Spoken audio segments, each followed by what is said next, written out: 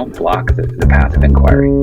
Don't lay down rules that make it impossible for people to ask important questions.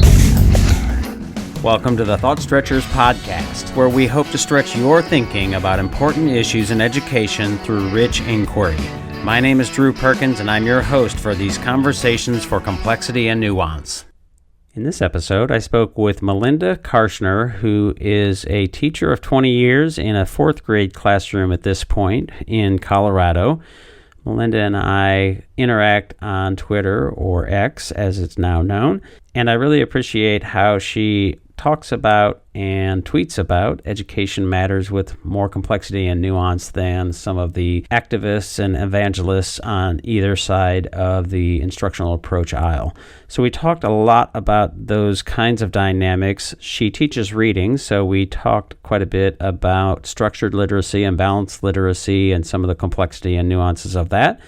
The science of learning and inquiry teaching as well. I asked her about her seating arrangements and preferences and rows or groups and things like that. We talked about curriculum and teacher autonomy and the ways in which we want to meet the needs of kids and be flexible and have that teacher autonomy, but obviously do things in a way that meets the needs of kids academically in terms of outcomes.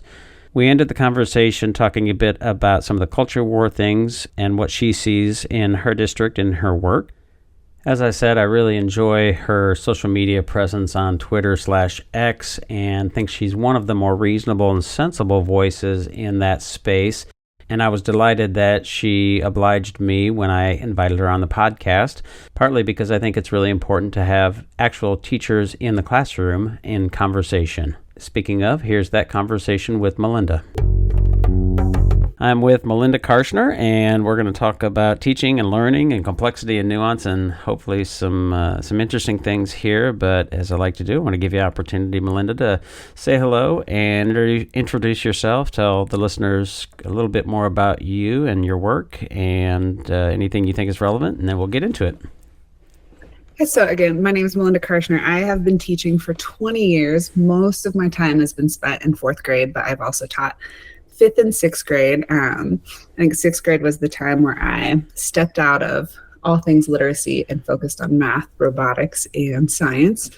I think I'm especially interested in dyslexia and upper grade literacy interventions. I feel like that is a particularly neglected realm of education right now. Yeah, so fourth grade, and several things that I'd like to pull on regarding how you think about teaching, your preparation, things like that. I'm curious maybe to give a little context. What was your, K-12 experience like? And then I'd also like to hear, what was your teacher preparation like? Yeah. And I think these are hot topics right now. I think I'll start with my teacher prep was, in my opinion, excellent. I went to University of California, Irvine to get my master's degree along with my credential. And I guess it was in a niche time where there was a big focus on things like phonics and morphology and structured literacy. So all of my education was with that lens. And then I also, because of the part of California I lived in, did a lot of follow-up work with USC and teaching gifted kids and UCLA. Again, more emphasis on stuff like morphology. So that has always been a big part of my teaching because it was how it was introduced to me.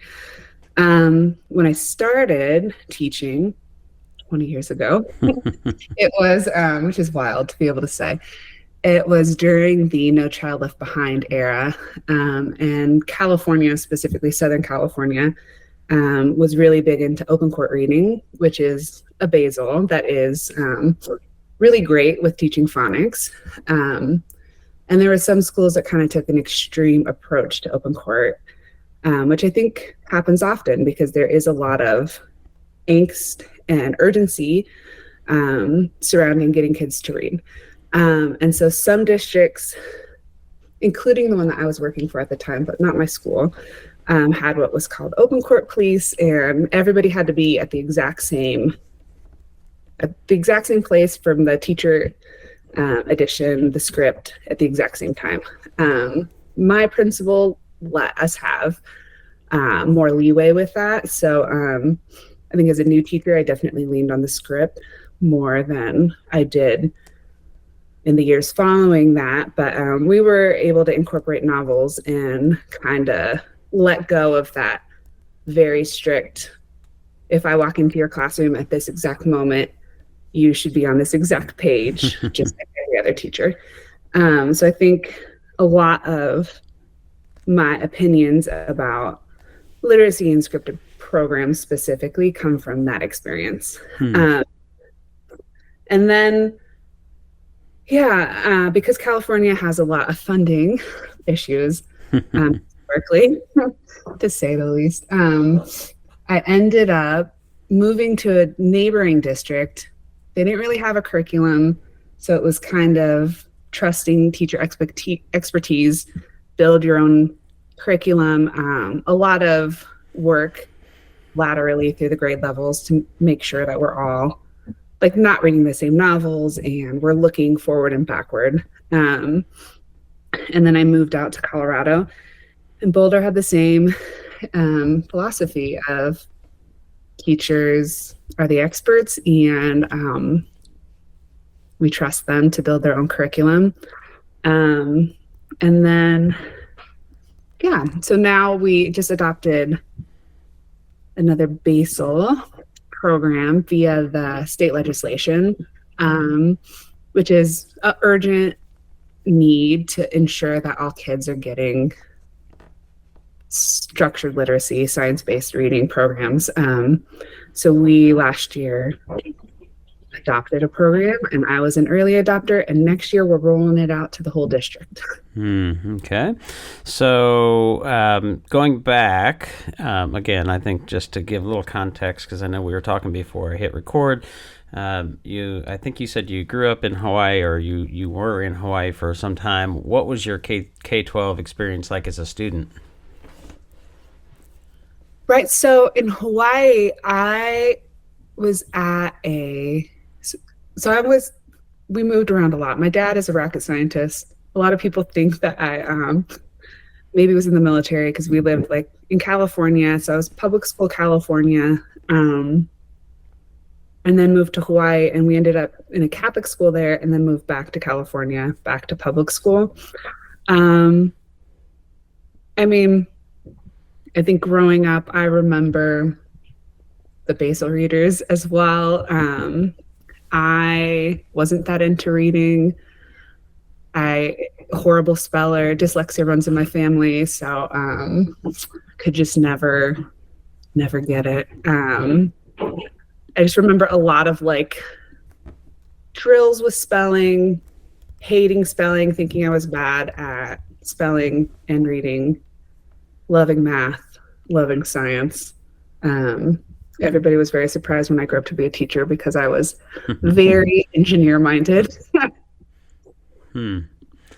Interesting. So would you say that I mean, it's probably different from place to place, at least to some extent, more traditional, more sort of progressive in terms of like inquiry and constructivism, or a mix of all those things?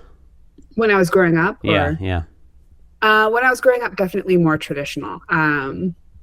You mentioned Catholic school, and they're not known for, I guess they are more known for traditional, yeah. Yeah, so very traditional, especially there. I was in that school starting in 6th grade. And then in California, I would still describe it more as traditional, not very inquiry-based. Just very, like, listen to the teacher, absorb the information. And then again, like a lot of like worksheet-based work, which was not my forte, the kind of kid I was. On the gifted spectrum, probably a little bit dyslexic, and definitely like girl with ADHD that went completely undetected. So yeah, I was not the model student, other than I was really good at taking tests, I think. So everybody just thought I was doing. Interesting. Okay, so You said your teacher preparation program was good, which is an anomaly in most cases. People complain, sort of pretty consistently about teacher preparation programs. Mine, I don't think, was particularly good. And you said you've been teaching for 20 years. You're, I think, younger than I am, at least by all appearances, for those folks who are listening audio-wise. But I think about my teacher preparation and how much it hopefully has changed. But we do professional development and see, fairly new teachers, and still see lots of, people saying, I've never heard of that, or I wasn't aware of that, or I wasn't exposed to that. And of course, there's differences, but you mentioned the sort of structured literacy phonics that was used in your teacher prep, and I wonder, if that's a sort of generational kind of thing, or if it's sort of just program specific. And I want to talk about some of the what I think are binaries, false binaries of science of learning, science of reading. And so let's start with the reading piece. So how do you think about, obviously you're a fan of science of reading kinds of structured literacy kinds of pieces, but I've also seen, some tweets or X's from you that indicate that it's not quite so simple. So how do you think about those kinds of approaches and the way that people talk about them, either good or bad? Yeah, I think, as you pointed out, in education, we seem to talk about things in total binary thinking. There's just two very large extremes. And I think when I think about my approach, and teachers I know and their approach, I would consider myself more towards the structured literacy side, but learning and student engagement is so nuanced. I think sometimes I see a lot of people talking about structured literacy in terms of like all the students are in rows and facing forward, and a lot of direct instruction time, less emphasis on small group. And I think when we go to a more far extreme with all of that, we do, especially in the younger grades, lose student engagement. And I think when we're thinking about like programs that are out right now, they've done like a complete swing in the opposite direction from what people would describe as balanced literacy. And I think when you think about like why, and a lot of people talk about pendulum swings, and why do pendulum swings, I think we go too far, and then we, instead of looking deeply at maybe what went wrong when we went too far, we swing to the opposite side. Right. So like, we went too far with basals and short passages and heavy emphasis on phonics maybe isn't working. So let's go back to just novels and I guess no phonics. I don't really know anybody in my 20 years that didn't do phonics, but I guess some people out there that did no phonics. And I think that's where the problem lies, where we're just extreme. We're like, with the basals, of course, short passages are good, but kids also need novels. I think some people I hear a lot of people talking about what a poor approach inquiry is, but kids need inquiry. And so it's this we seem to go from well, kids need inquiry, so let's only do inquiry. Okay, that didn't work, so let's only do the opposite. Only do direct instruction. And I think kids just need a more balanced way of engaging in school. Right. Well, one of the things you mentioned, and I was actually in a back and forth with a few folks on social media about this, is putting kids in rows, and the assertion that the best thing to do is to put kids in rows. And I said, well, it kind of depends. So I'm curious, in your classroom, your fourth grade classroom, and to the extent you want to talk about your fifth and sixth grade classrooms, were your kids, or are your kids, in rows? Are they in groups? Does it vary? Does it change? How do you make those decisions? It varies and changes. I would say for the most part, my kids are in groups because we do a lot of talking. I just, in my experience, have not ever seen a time where if I just talk for 30 minutes straight and the kids aren't talking with each other and digesting the information. I haven't seen that as a successful model. So usually my kids are in tables. I think sometimes we'll switch to all facing forward, but we end up back in table groups. I think when we're in rows, it's maybe like, I don't know, I feel like there's very distinct patterns throughout the school year. And in like January, February, kids get a little more rowdy and maybe just need that, like, okay, we're just going to be a little more structured for a little bit and remember what we're here to do. I know we're all tired. We've been working really hard. Let's try the row thing for a while. And then we go back into the table groups, because I just personally think kids need that time to discuss with each other. So how then do you counter because the assertion is, if they're if they're in groups, there's distractions, kids aren't looking at the teacher, they aren't paying attention, perhaps there's an issue of, as I see it, as I hear it, efficiency, right, or lack of efficiency. And that, to me, when we talk about science of learning, the advocates and I would say evangelists there seem really, really concerned about efficiency. And of course, that's important. But to your point, I think there's some reasons, and it depends on what academic outcomes, what you're after. That would determine whether you want them in rows or groups or some other seating arrangement. So how do you think about that sort of term or that criteria of efficiency and whether groups might be less efficient? Well, I think to the direct instruction and explicit instruction, I also really think with expectations, you have to be very explicit with things. So even when my kids are in groups, they know, and I teach them what does active listening look like? If you're active listening, what do you need to do?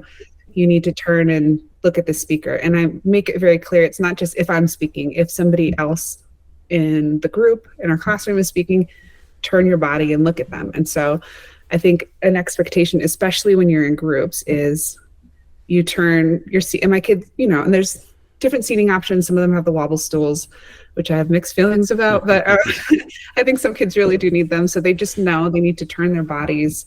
If it's me doing direct instruction, their bodies are facing me. So they are in a way in rows anyway.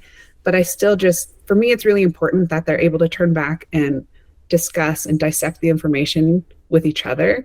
And I feel like even efficiency wise, that's when I know, when I'm walking around the room and listening to them talk, that's when I know that they really receive the information. Whereas I think it's harder when they're in rows to have those types of discussions. And then you're relying on who's raising their hand, or in my opinion, the very bad practice of pulling popsicle sticks and cold calling on people to see if they're really engaged. And then I know, thinking back on my experience as a student, most of the time I was in a row and I don't know that I was always listening. In fact, I wasn't always listening. I was daydreaming. I was very quiet and compliant, but I wasn't always attending to what the teacher was saying. And so I think even when kids are facing forward, yes, sometimes maybe you are increasing distractions, but there's really not, in my opinion, as quick and easy of a way to tell who is engaged when you aren't able to hear them talk as you're walking around. Yeah.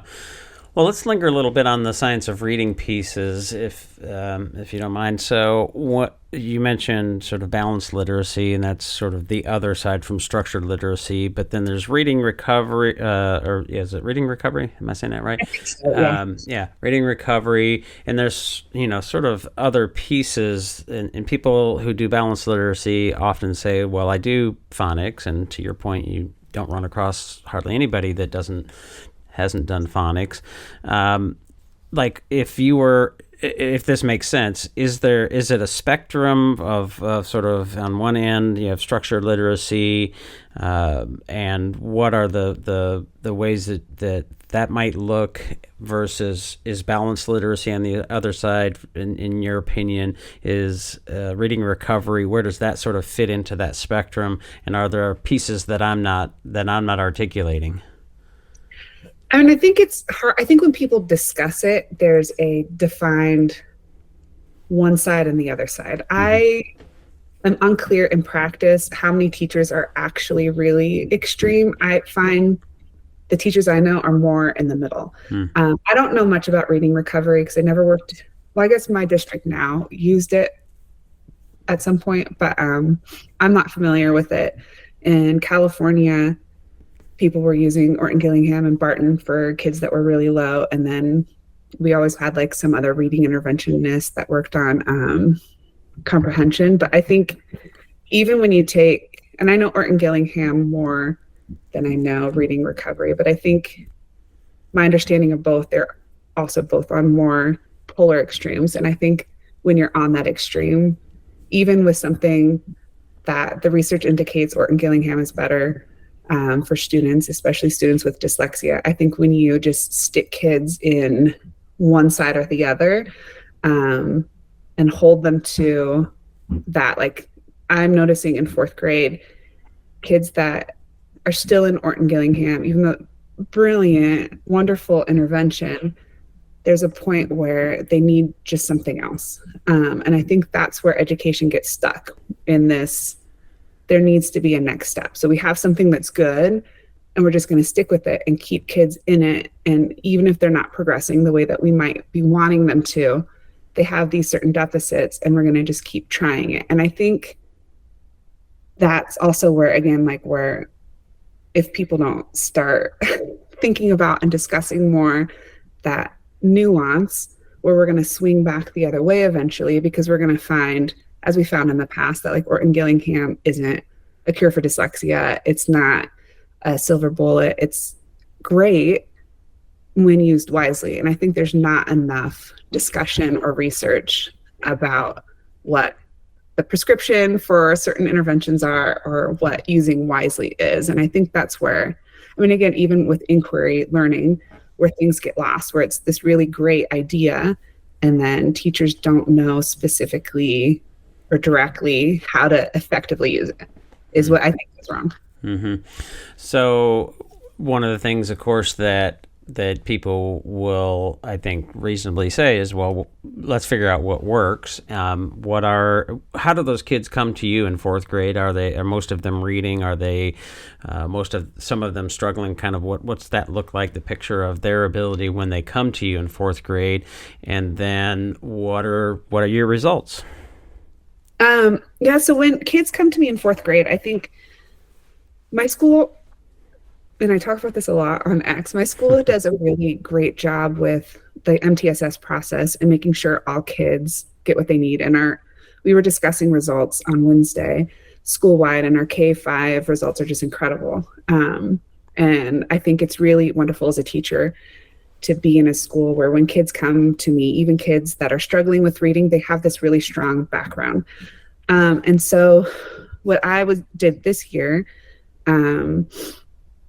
instead of, because I think, and even with the new programs that are out, there's still this tendency to, if kids are still behind, to hold them in this level piece and to remediate and not to scaffold and push forward. And I think in fourth grade, it's a lot more urgent that like if a kid comes to me at a third grade level or a second grade level, it's very urgent, in my opinion, in fourth grade. We have to catch them up. So I think what I did this year and what I found successful was, because some of them were still getting Orton Gillingham, instead of when I got to see them in small group, instead of using a lower level text or more syllable division only, we went to novels that are really engaging. And I think in fourth grade specifically, there's this like dignity that kids have when they also have access to something like a novel. Because I think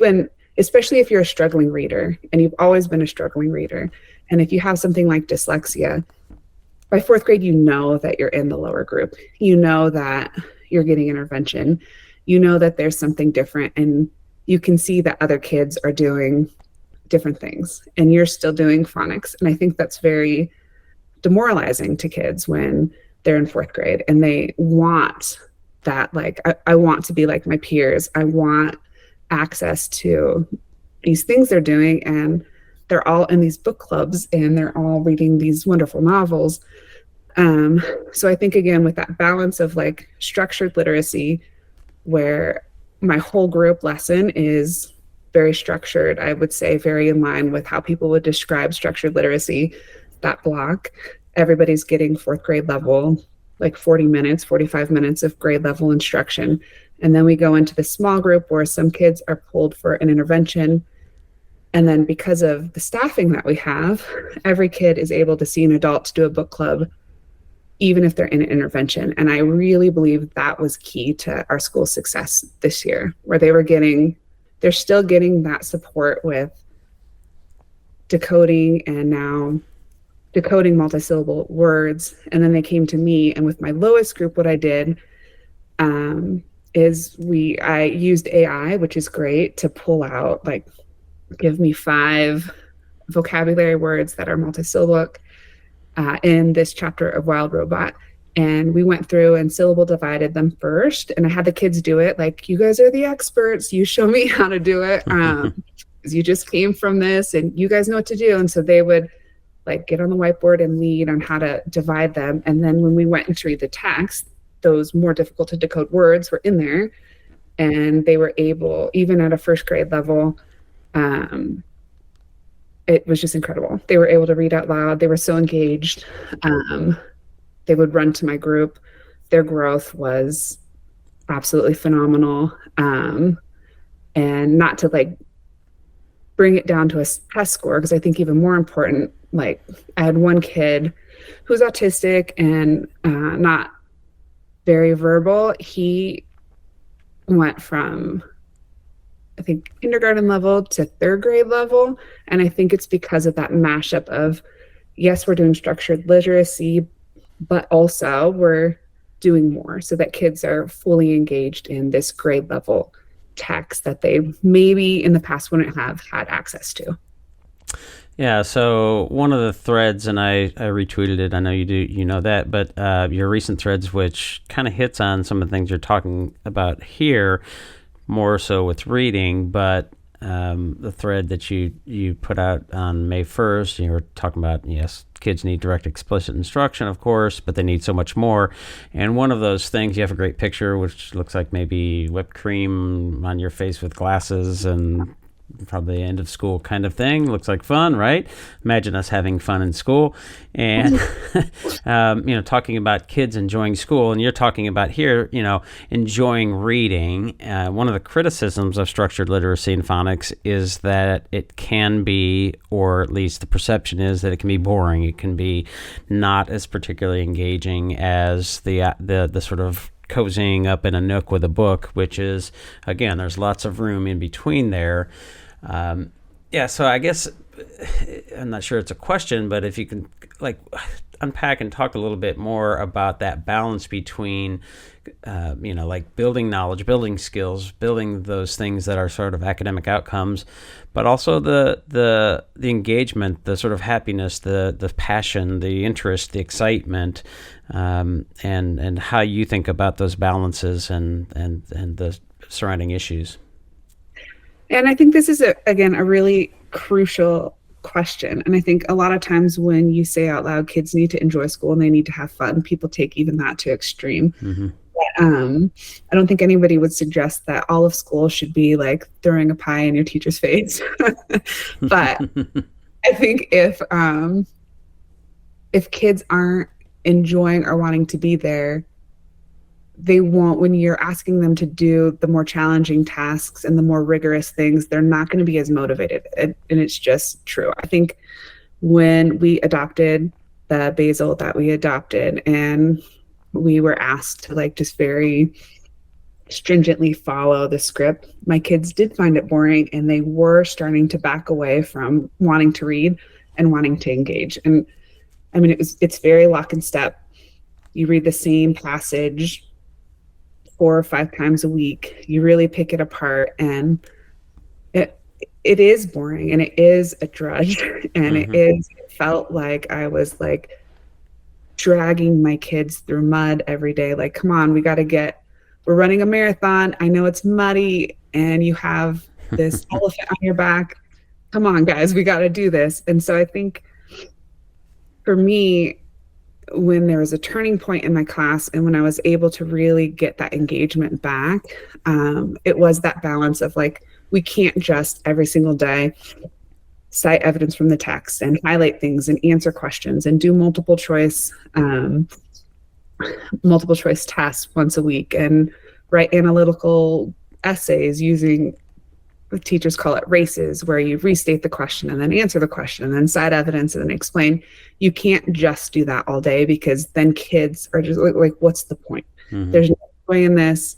There's no love. So I think there's that, again, balance sometimes, like with reading novels are magic in a classroom, and pulling in that novel, whether it's a class novel or book clubs, where the focus isn't just doing really hard things, and the focus is like building this community and talking with each other and diving into a book that you love. And then kids are like, okay, and now I'm going to go back to this task where I'm doing this very structured thing with my teacher, and we're reading a short passage and we're highlighting evidence from the text and then writing an essay and answering multiple choice questions. But when you go to the extreme of the only point of reading is test taking and writing essays, kids aren't going to want to do that. So I think you have to pull in.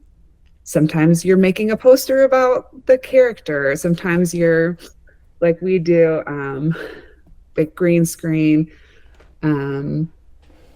movie preview.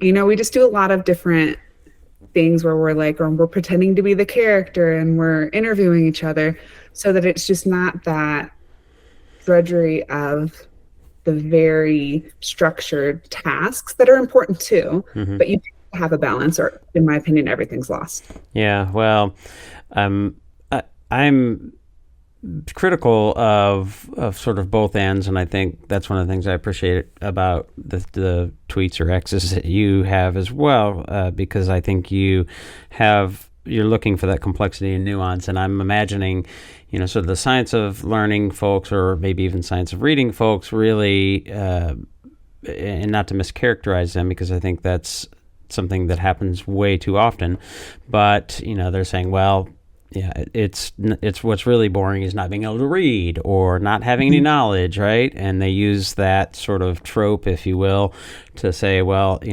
you're not being efficient. You're doing things with green screens. That's fun, but think about all the time that you're missing out on building knowledge or those kinds of things. And so I think it really is a balance. And I do want to, think about some of the things that are, I think, valid criticisms of progressive constructivist education, inquiry education, because I think there are some. But the science of learning, science of reading, it strikes me. I'm curious if you see this.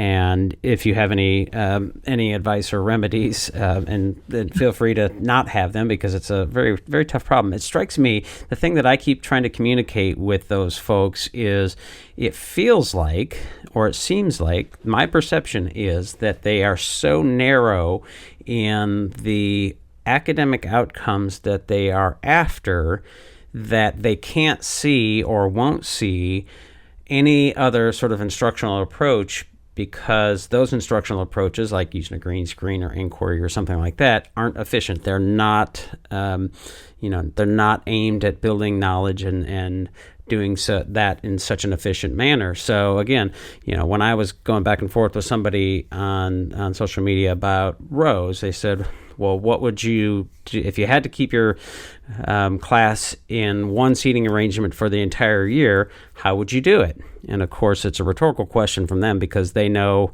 rows is most efficient. And I said, well, tell me what the academic outcomes are. What am I after here? Which was a really hard thing for them to digest, because it was like almost assumed that, of course, the outcomes are, having this knowledge, being able to do long-term memory retrieval practice, those kinds of things. They said, well, a ninth grade algebra class, okay, you could make some assumptions of what those outcomes might be, and in most cases are probably going to be, do they know how to do algebra and know their math facts and those kinds of things, but not necessarily. So to me, we want to say, well, what are those outcomes? And then use the instructional approach that we want, that is best suited for that. And we don't want to be too narrow in how we're looking, like what those outcomes might be. So again, I'm curious if you see that narrowness, if that's something that you've noticed, and to the extent that you have an answer for it, how do we remedy that? How do we have that conversation with those folks to help them understand that they might be looking at things through too narrow a lens? I mean, I was blocked by somebody who was on my podcast previously for saying, I think you're being too narrow.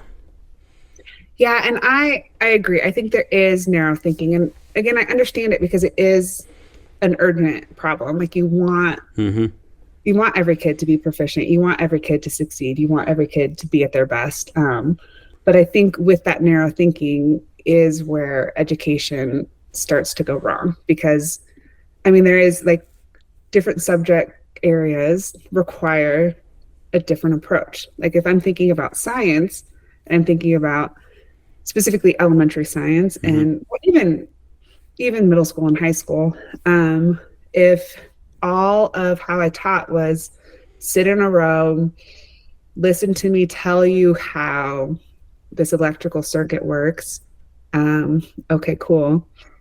Kids aren't going to remember that as well as if I'm like, okay, here's like with specifically electric circuits, I think this is where an inquiry approach is more powerful. Like here are some supplies, make the light bulb light. And of course you're not just like sitting in the back of the room, not paying attention to what they're doing. You're walking around and guiding them towards the answer. And then after they light up when the light bulb lights up because they accomplished it on their own and they figured it out. And then you take that experiment that they did, and then you can get into the more complicated parallel circuits and simple circuits, and they remember it more because the experience was more memorable. So I think there's this like refusal to understand or to see. And I get it because it is a very urgent problem. Yeah. You have to ebb and flow from the structured, time efficient way of teaching to sometimes kids, especially younger kids, need that more hands-on approach sometimes. And you can't just do one extreme or the other. You have to think about your outcome, think about the tasks that you're doing, think about how am I going to make sure that this is a memorable experience for kids? Because if it is just rote memorization all the time, they're not going to remember everything. And there's a place for that, like math facts. Sure. Of course, they need that very structured. We need to do this. We need a lot of practice. But like, I don't know, like if I was doing morphology, for example, which I love, very passionate about it, it is boring. It is. And I know that my kids will joke about it sometimes. Like, I know this is not some of your favorite thing to do. This is really important. If I just did morphology in a very structured way all of the time and didn't sometimes even, we're going to take a break on Friday because we've been doing just really hard things with morphology for 2 weeks. We're going to take a break and we're going to do a game with it now. Because kids just need that mental break, in my opinion. Otherwise, they get to this, I don't want to be here. What's the point? Why would anyone read to just take a test? Why do I need to know morphology? This is all stupid is an attitude that kids start to have if you don't have that balance and that ebb and flow between different approaches. Mm-hmm. I don't know if that answers. No, it's consistent with how I think, and I'll add, I think, because you said, it is urgent, right? We want to make sure that kids are getting their math facts, learning how to read, learning things, knowing things, understanding things. I like the sort of framework that Hattie talks about of surface, deep, and transfer. And I've recently, somewhat cynically, started, on social media saying, well, this is the science of surface learning, because it's important. Surface learning and surface knowledge is important, but how do we get to deep and transfer? But I also think one other thing that they might be reacting to is not just the urgency of kids getting those things and learning those things, but also the ways in which sometimes, and certainly all too often, even if it's very rare, it's still all too often, inquiry progressive constructivist educators don't do those things, right? I see things on social media of deeper learning and all these wonderful things, and everything looks great on social media, right? So it's like, well, okay, but are they learning, right? They look like they had fun.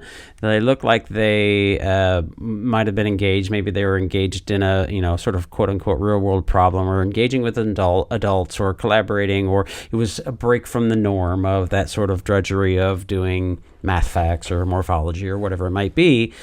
But are they actually learning? Because we don't want education to be just Pinterest worthy or Instagram worthy at this point.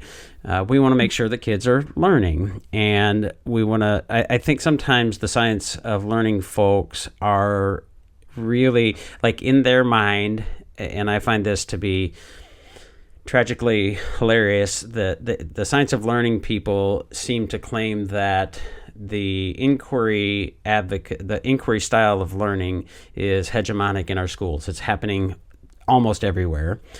The inquiry and progressive educators say direct instruction and lecture is hegemonic. It's happening everywhere in our schools. Both of those things can't be true.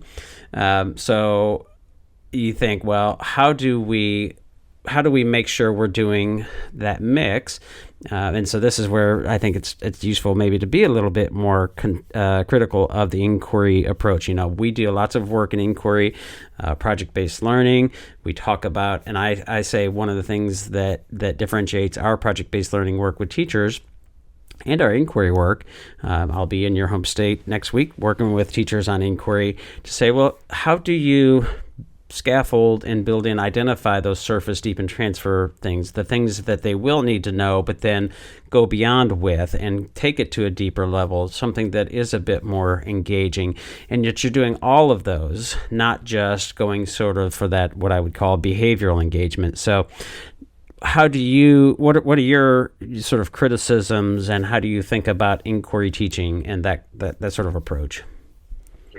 Yeah, see, I think, going back to what you said, I think there's the people who are strongly against it seem to always find examples that it was poorly implemented. And I think because it's hard to properly implement project-based learning, it's hard to properly implement inquiry. And again, I wouldn't ever recommend to anybody to only do that. I think there's that balance where you do have to do very explicit direct instruction, and then you can dive into an inquiry, and then you go back to direct instruction. And I think that ebb and flow is what gets kids more engaged and gets them deeper learning, because they do have to attend to, and I hate to use the word boring, but the stuff that can be more boring, they do have to do that. They do have to do that. They do have to learn in ways that aren't TikTok worthy or not Instagram worthy. They have to do all that. And I think they deserve the opportunity to participate in Instagram worthy activity. It's engaging, and kids need that hook into school to do the really hard things. And I think that's my worry with the very binary and narrow thinking, is that if you don't allow room for occasional inquiry and project-based learning, you're not going to get kids to engage in any of the things that you want them to. So all is lost with that efficiency, and that urgency you have to get them academically somewhere is lost, not also engaging them. So I think that's that. I wish more people were able to understand the ebb and flow of incorporating all these things. Like inquiry and project-based learning didn't come out of nowhere. It came out of, in my opinion, a necessity to fill this space that wasn't there and to engage kids. And there is a lot of good in it. There's a lot of good in that approach. But like anything in education, if you overuse it and you just focus on that, then all is lost there too. You can't just do one extreme or the other. Yeah. Well, I mean, I would argue, and I do argue, that inquiry and project-based learning incorporates and should incorporate direct and explicit instruction. So for example, a project that I've written about, and when my daughter, who's now a junior going into senior year, was in 5th grade, the teacher, I collaborated with her to do a project-based learning in math, 5th grade, so multiplying decimals, and we had the students create a tipping guide for a local pizza restaurant. And so the manager, asked them if they could create this tipping guide to help the customers, so on and so forth. One of the things we identified students need to know, or the students identified with our help, they need to know is, how do we multiply decimals and multi-number decimals? So therein is the connection to actually teaching it, doing some direct or explicit instruction, maybe doing some worksheets and practice that might be a little less exciting than students in 5th grade might want to do.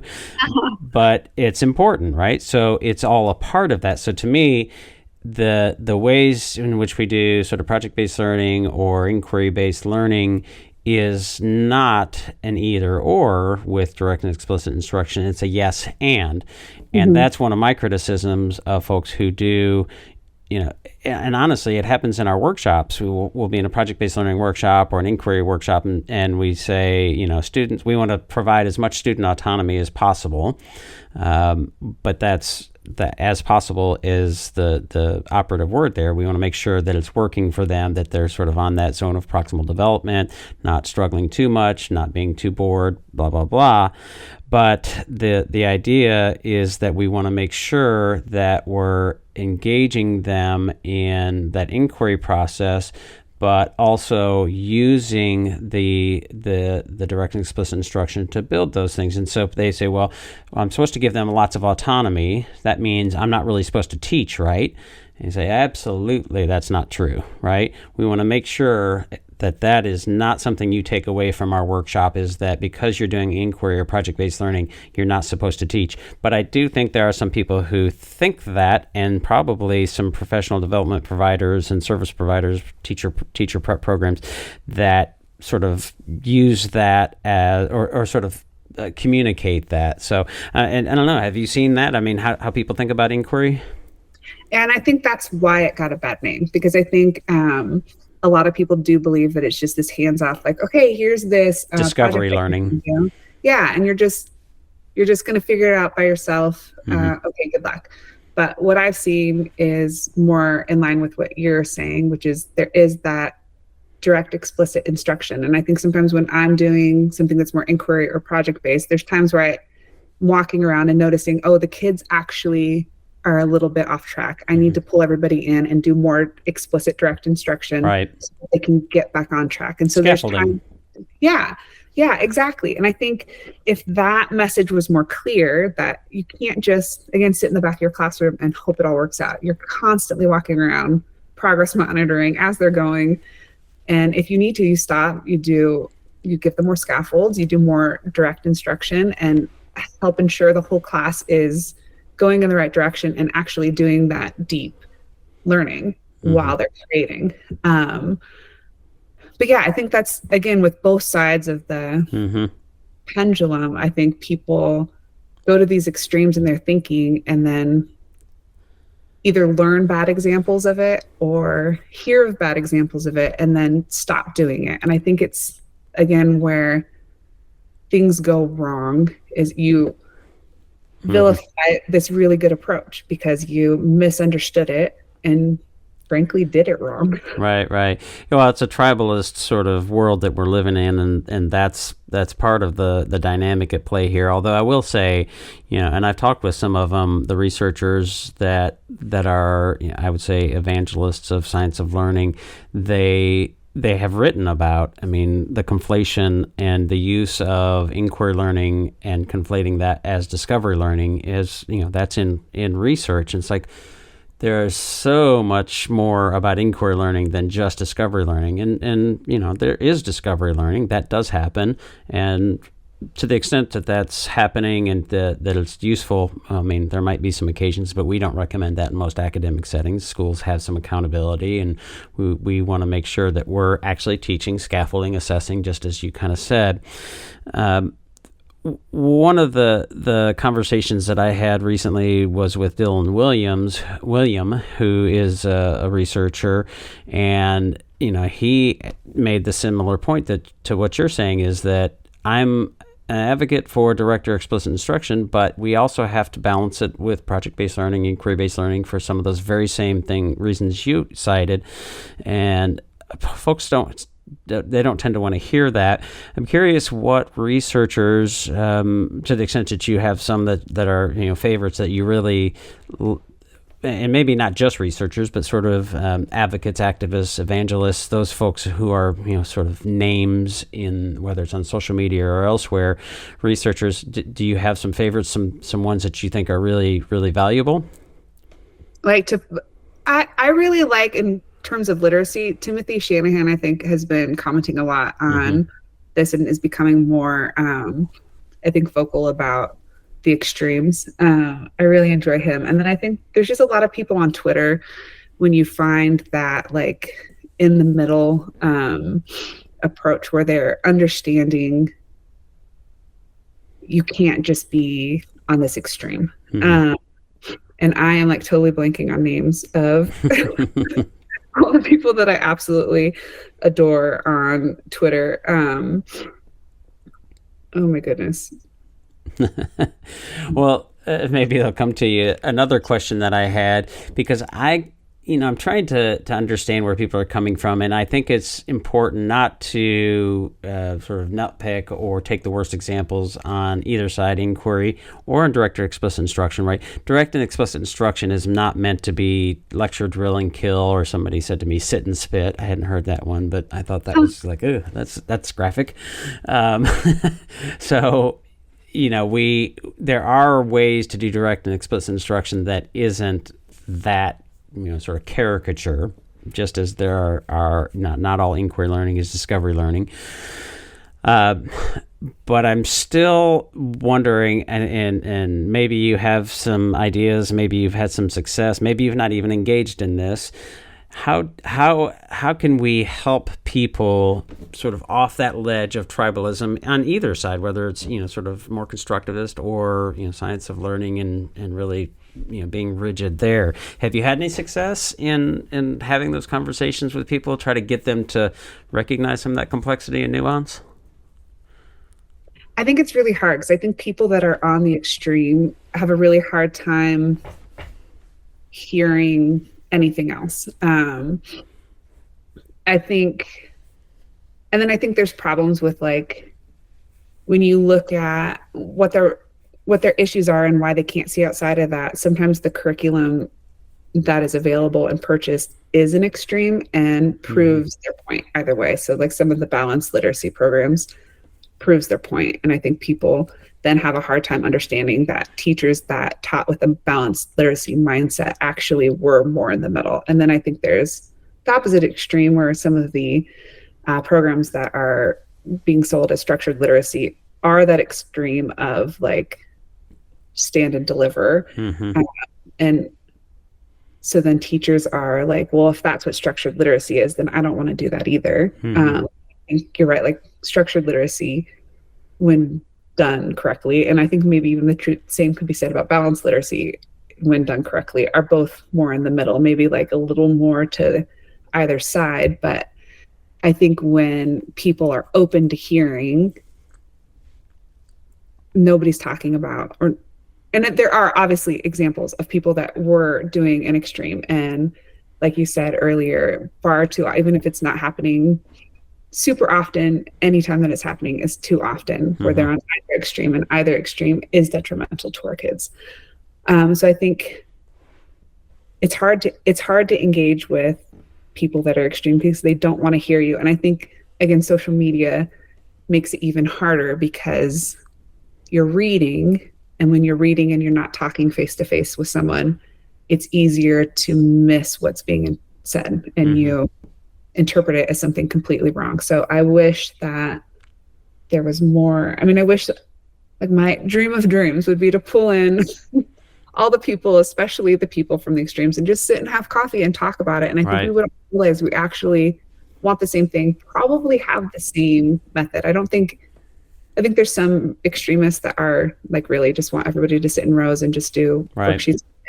But I think for the most part, the great minds in education are way more in line than we realize.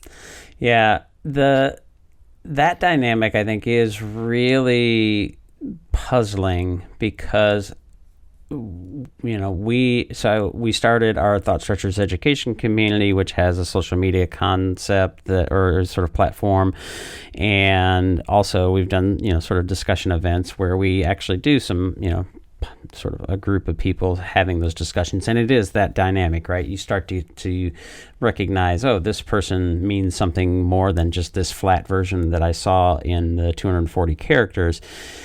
And people, when we were building the community, they said, oh, we really need a place like this. This will be great. But I'll be honest, it's not gaining, the traction and steam that we had hoped. And it's not unsurprising to me because people say they want a better place, but they keep coming back and engaging in those sort of polarized tribal discussions because I guess, there's dopamine, I don't know. And there's not a question there, just sort of an observation that it is really interesting how many people decry the sort of nature of Twitter and X and social media that we're all familiar with and most of us are on, or not most of us, actually most people are not on them, but a lot of us are on. But they actually, when given an alternative, and there's some other dynamics at play too, there's not enough people, sort of a chicken and egg problem, but like, do they really want to have deep, meaningful, rich conversation, have coffee? They say they do, and actually I think they do, but the easier thing is to jump on Twitter or X and say, well, you're wrong, I'm right, right? Yeah, yeah, and I think I'm definitely guilty of that as well. I think, though, with like Twitter and X, there's more, I think it's the audience problem. There's more people to engage with. And I think with like, and I think there's that want and need to get people to understand your side. Mm-hmm. And when you're just talking to a bunch of people that agree with you, also fun, but it doesn't push your thinking as much. I don't know, but I don't know that everybody wants their thinking to be pushed. I think they just want to be right. I like when my thinking is pushed, but also I am definitely guilty of thinking that I'm but I think that's human nature. Yeah. Well, there's an audience size, it's a chicken and egg, it's like having enough people and enough diverse opinions and thoughts to make it worthwhile. So there's a bit of a chicken and egg problem going on there as well. One of the things you mentioned earlier is being at a school where there was I think you said good curriculum materials and then one that was not. And I find it to be a pretty compelling argument that teachers would really, really benefit from having really high quality curriculum instructional materials. Some of the things that can happen from that are, as you mentioned, like being on lockstep and everybody being at the same spot in the same place. I view that as not necessarily good and sometimes not good. But the alternative where you have teachers that have tremendous autonomy and actually have to, because there's a lack of instructional materials and lack of curriculum, they are given autonomy to create those.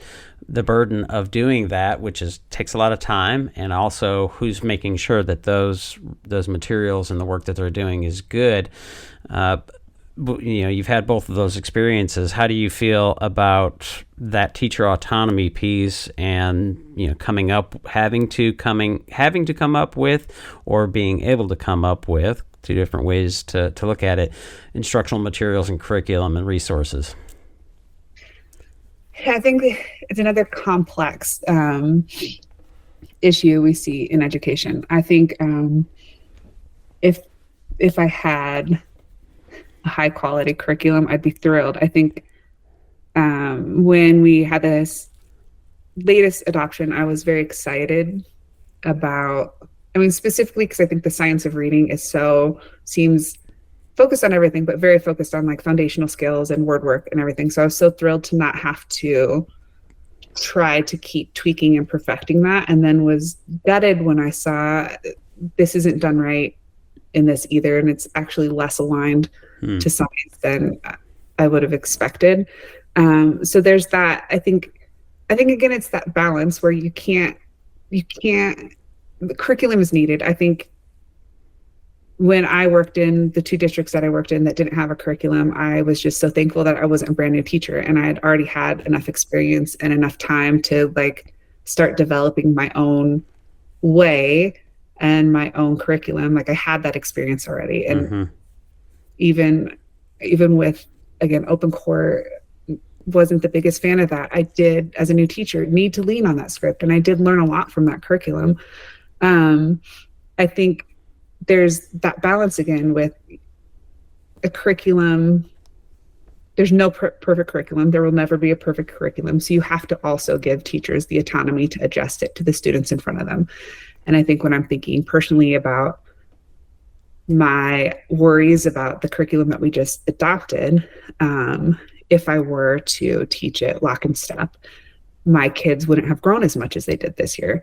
And because I had that autonomy to adjust it, I was able to ensure that they did grow. And I think I liked, like with the basal, I like having short passages. I don't have to print out. I don't have to go to Common Lit and think like, how am I going to, what articles or what short passages am I going to pull that's aligned to this? I'm not having to do all that work because it's all there, and kids can annotate in their little readers, and there's a lot of beauty in that. And I think it's great that they have that now. And I am so thankful that I have the autonomy to, some of the passages are culturally destructive and I could replace those. And sometimes they had a chapter, like chapter 3 from a beautiful novel, and the kids are like, what's even going on in this? I don't understand what's happening. And so I have the room to replace that next year if I want. And I think that's important to have a curriculum and give teachers the autonomy to do what they need to do to adjust to the students in front of them. My students needed a ton of scaffolding that was not in the curriculum. And I had to build that scaffolding to make sure they could access some of the tasks that they were being asked to do weekly. And again, without that autonomy, I don't know how my kids would have gotten through this program. Well, I know I'm mindful of time here, but you mentioned, you said a term there that triggered some question, and by the time this podcast will have been published, I will have published a previous episode with a teacher. She's an elementary teacher, but also a school board member in Texas. And the story there is that she was recruited by sort of far right, the GOP in Texas, to root out all the sort of sexualized materials in the, especially elementary schools and that kind of thing. She got in and found that, there really wasn't any. And of course, that dynamic is like really interesting because now she's being attacked. You mentioned culturally destructive, which I'd not heard that term. I'm imagining what I think you mean by that. So I'm curious what you're seeing and how you think about any of those sort of culture war issues in your experience. Yeah, another really complicated subject right now in education. So I think it's hard times because there's research that kids need mirrors, windows, doors. I think it's one of my favorite researchers. They need that reflection of themselves in literature. And sometimes with curriculum, it is very singular and one-sided, and there's not different perspectives being presented. And I think in specifically some of the basal readers that are out right now, there are some texts that don't give perspective of voices, and make like things like westward expansion very one-sided. And I think that is damaging and doesn't help kids understand how to think critically about very complicated times in history. Like in the Basil that we have in fifth grade that and in fourth grade, there's a passage that asks students to write about the heroism and the bravery of settlers in Florida, and kind of just really brushes over all of the things that they did to the indigenous people of Florida and the slaves that they had to help them build their fort. So it feels, as a teacher, not having that other perspective of like any other voices in that point of history. And there's that whole unit in fifth grade that does the same thing, where you're asking students to just focus on the bravery of one people. And I think that's problematic. And we're in this political time where there's a lot of criticism if you do ask kids to look at other perspectives, and a lot of accusations that start flying if simply asking kids to consider perspectives of other people and think critically about this piece. Are there voices that are being left out? Is there a perspective that we need to think about? And to me, that's helping to raise critical thinkers, which is hugely important. So I think that has also been kind of a hard thing to kind of conquer as a teacher recently. Yeah, well, it's a good time for me to plug our objective pluralism work, which is kind of really, that to me, that's one of the things, and I talk about it fairly frequently here on the podcast, so I'll try to keep it brief. But my assertion that the 1983 A Nation at Risk report really set us on a multi-decade sort of path, which de-emphasized or de-incentivized sort of inquiry kind of teaching and incentivized more accountability and high-stakes testing, which is knowledge and answers and that kind of thing. And you have many teachers, I think, this is a hypothesis, and I wish I could prove it or do some research to prove it or disprove it, that a teacher like me, probably a teacher like you, that it disincentivizes those approaches that allow you to say, well, here's the way that the textbook is teaching it, or in one perspective, but there are other perspectives, there are other people. The objective piece is, this is what we believe to be true, if it's a scientific fact or knowledge. The world is in fact not flat, but there are people who think it's not. They think it's flat, right? And isn't that interesting? What you're describing is a little bit different, because we want to bring in other stories and different cultures and different people and how they played out. And so I think that's one of the reasons why inquiry is so important. And it really strikes me as puzzling, because I see and interact with people on social media who are so adamantly against sort of inquiry teaching and learning, but they're also really adamant about sort of civics and what I would say are Enlightenment liberal principles, and helping students understand of, we know what's true, but it's always provisional. We want to continue to question, and we want to understand, be understood, fallibilism, empiricism, those kinds of things. And it's like, well, those two things that you're advocating for are not sympathetic, right? They don't, you just knowing a bunch of stuff but not being able to think critically with it is not going to, that's part of, I think, what our problem is. Although, an additional layer is that, you might have a set of knowledge and I might have my own set of knowledge. We have our sets of alternative facts, or whatever you want to call it, right? And therein lies a different problem. But yeah, it's really interesting to see. I think that's a tension, and it's just so puzzling to me. And to hear, different people's perspectives, somebody in a district like yourself, which is different from a place in California and Texas, and where we see these culture wars happening. And it's generally extremes, but most of the country is really just trying to teach kids how to read, write, and do the actual stuff that we want them to be able to do to be successful. Yeah, totally agree. And again, I think that's when we're thinking in extremes, we lose so much richness, and especially the richness of getting kids to be able to be critical thinkers and practice critical thinking. Yeah. Well, Melinda, is there anything that we haven't talked about that we should? And if not, then any things that you want to share? I know you obviously are on the X and the Twitters. Any other links and share that if you'd like. Well, this was a really fun conversation. Thank you so much for inviting me. I think it's just really important for teachers to be involved in these types of discussions. So thank you for having them. I think it's so important for the health of our education system. Yeah, I'm on X. I think that's my teacher therapy. Waking up and reading some. That's bad therapy. It is bad therapy, and geeking out on research, and then thinking sometimes maybe getting in arguments with people.